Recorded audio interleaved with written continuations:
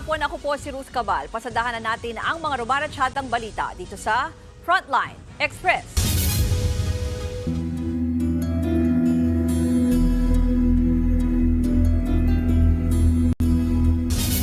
Ngayong araw ng pagunita sa mga mahal nating yumao, sinalubong ng sunog ang mga bumibisita sa Bagbag Public Cemetery sa Novaliches, Quezon City. Dose-dose ng pamilyang nakatira malapit sa sementeryo ang nawala ng tirahan. At live mula sa Bagbag Cemetery sa Novaliches, sa frontline ng balitang yan, si Gary De Leon. Gary, kamusta na ang sitwasyon sa mga oras na ito? Ruth, balik na nga sa normal ang operasyon ng Bagbag Public Cemetery dito sa Novaliches, Quezon City matapos nga magkasunog kaninang umaga. Pinayagan na rin na pumasok yung mga tao rito para dumalaw sa mga mahal nila sa buhay. Alas 9 kaninang umaga nang sumiklab ang sunog sa mga bahay sa likod ng Bagbag Cemetery. Mabilis na kumalat ang apoy sa magkakatabing bahay. Ang sementeryo ang nagsisilbing daanan ng mga informal settlers sa lugar kung saan pinaniniwalaang nagmula ang apoy. Kaya itinigil muna ang pagpapapasok sa mga dadalaw sana sa kanilang mga pumanaw na kaanak. Pero bago pansamantalang isinara sa publiko ang sementeryo, 30,000 bisita na ang dumagsa dito nang magbukas kaninang alas 6 ng umaga. Naghalo-halo na tuloy ang mga bisita, nasunugan at mga bombero. Sa ngayon, Ruth, alas 10 ng umaga na ideklarang fire out nga yung sunog. Sa kabuuan, 90,000 na sa ngayon yung dumalaw dito sa sementeryo at 20 bahay na apektuhan ng sunog at 30 pamilya ang nawalan ng bahay. Ruth. Gary, sa mga oras na ito, sinasabi ba nila kung hanggang anong oras pwedeng dumalaw dyan? Alam mo, Ruth, yung dalaw talaga rito is alas 6 ng umaga hanggang alas 10 ng gabi. Maaaring magkaroon ng extension dahil nga sa nangyaring sunog, pero inaalam pa natin sa pamunuan ng sementeryo kung papayagan itong umabot ng alas 11 hanggang alas 12 ng umaga. Ruth. Maraming salamat, Gary De Leon. Libo-libo na ang bumibisita ngayong undas sa Manila North Cemetery, isa sa pinakamalaking sementeryo dito sa Metro Manila. At live mula nga sa Manila North Cemetery, nasa frontline ng balitang yan, si Ria Fernandez. Ria, gaano karami na ba ang dumalaw dyan ngayon? Ruth, mainit ang panahon pero tuloy-tuloy ang dagsa ng mga bumibisita rito sa Manila North Cemetery ngayong unang araw ng undas. Pagpatak pa lang ng alas 8 ng umaga, mahigit 40,000 na ang tao at mas dumami pa yan kaninang tanghali na pumalo sa 700,000. Dahil siksikan at sinabayan pa ng mainit na panahon, may mga nahilo, hinay blood at sumakit ang ulo. Sa tala ng Manila Disaster Risk Reduction and Management Office, higit 4 na puna ang nabigyan ng atensyong medikal. Di naman bababa sa 3 ang itinakbo sa ospital. May mga nakahanda namang emergency services at mga wheelchair. Yun nga lang, hintayan bago magamit. Ruth, sa dami ng bumibisita, inilipat na yung terminal ng libreng sakay na e-trike sa loob doon sa May Circle. Yan ay para hindi makaabala dito sa ating mga kababayan na naglalakad papasok at palabas ng sementeryo. Pero may mangilang-ilang e-trike na umiikot pa rin dito sa entrada para doon sa mga kababayan natin na matatanda, may kapansanan, buntis at may mga kasamang bata. Ruth? Ria, siguro katulad na lang din nung tinanong ko kay Gary para na lang sa information ng ating mga kababayan. No? Hanggang anong oras pwedeng bumisita dyan? Tsaka bukas ba yan ngayong buong weekend? Ruth, hanggang alas 7 ng gabi lamang ang itinakda ng pamunuan ng Manila North Cemetery para doon sa mga gustong bumisita sa puntod ng kanilang mga minamahal. Ito nga, buong duration ng kanilang undas period ay nagsimula noong October 30 at magtatapos sa November 3. Uulitin ko, no, nagbubukas itong sementeryo 5 a.m. at ang closing time niya ay 7 p.m. Ruth?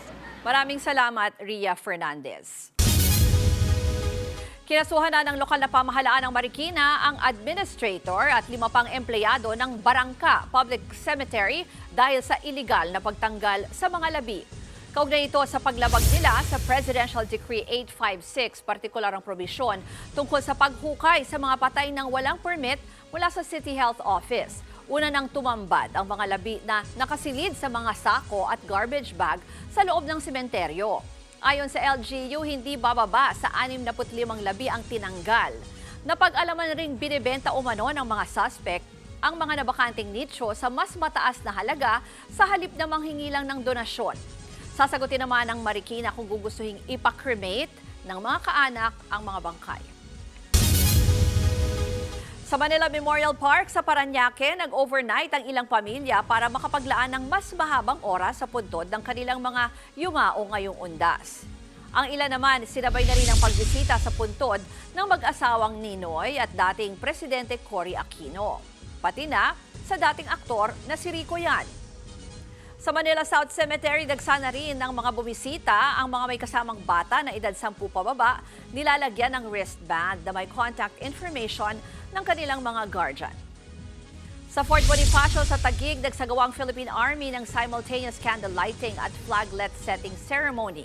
Ito'y bilang paggunita sa mga namayapang sundalo, national artists, mga dating presidente at ilan pang mahalagang personalidad na nakalagak sa libingan ng mga bayani.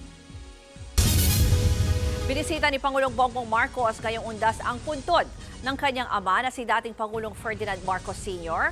sa libingan ng mga bayani sa Taguig.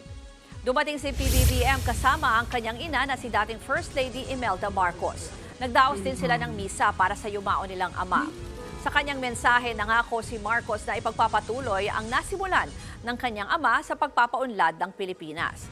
Dagdag niya na way maging inspirasyon ang paggunita sa mga mahal nating yumao para tayo maging mabuting tao at mabuting mamamayan ng ating bansa. Tumanggi namang magsalita ang Pangulo nang hingan siya ng komento sa banta ni Vice President Sara Duterte na ipahuhukay ang labi ng kanyang ama para ipatapon sa West Philippine Sea. I'd like to ask of your thoughts about the statement made by the Vice President about the remains of your father. I'd rather not, thank you. But do you think, sir, the statement is uncalled for? Is it uncalled for, the statement of VP Sara? Susunod, mga nicho sa isang sementeryo sa Bicol nagkabutas-butas matapos manalasa ang bagyong Christine. Yan at iba pang balita sa pagbabalik ng Frontline Express.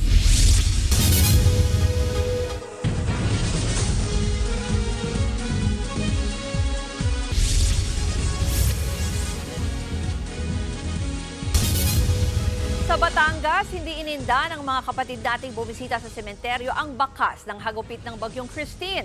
Maraming puntod kasi ang nasira.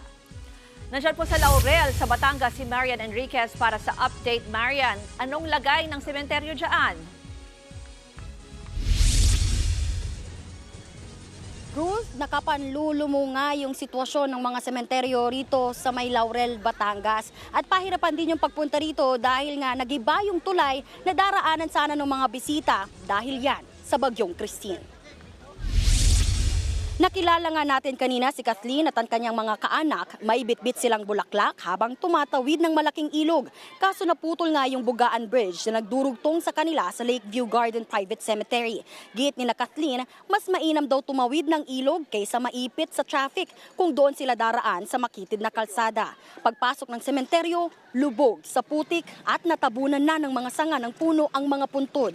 Buti raw ay may musileo sila, Kathleen, dahil kung hindi, paniguradong aanurin ang nicho ng kanilang mga magulang. Samantala sa Laurel Public Cemetery, naabutan din namin ang magpipinsang yan na may bitbit na pala. Lilinisin daw nila ang puntod ng kanilang lolo't lola. Aminado rin silang mahihirapan dahil marami-raming lupa ang kailangan nilang palain para malinis ang mga puntod. Ruth, ayon nga dun sa mga nakausap natin dito ay talagang ngayon lang nila naranasan yung ganito katinding bagyo na nagpalubog sa kanilang mga sementeryo. Yan muna ang latest. Balik sa'yo. Maraming salamat, Marian Enriquez. Problemado naman ang ilang Bicolano ngayong undas dahil sa mga nasirang libingan dahil sa bagyong Christine. Marami sa mga nicho sa Jovellar Catholic Cemetery sa Albayag tumagilid at nagkabutas-butas. May mga libingan din na nawala sa pwesto. Ang ilang mausoleo umangat matapos magkaroon ng landslide. 5 araw ring hindi napasok ang bayan ng Jovellar matapos gumuho ang bahagi ng Simeon Ola Road na isa sa pangunahing kalsada doon. Narito naman ang mga balitang dapat yung abangan sa Frontline Pilipinas. Tulay papuntang sementeryo sa Laurel, Batangas naputol dahil sa bagyo. Mga papuntang libingan kailangang tumawid ng ilog. Bunda sa Talisay, Cebu, may bentahan ng lechon sa labas ng libingan. At ilang Pinoy volleyball superstars nagbahagi ng kanilang horror stories. Yan ang mabilis sa pasada ng mga balitang dapat niyong malaman. Ako po si Ruth Cabal. Magandang hapon at happy weekend.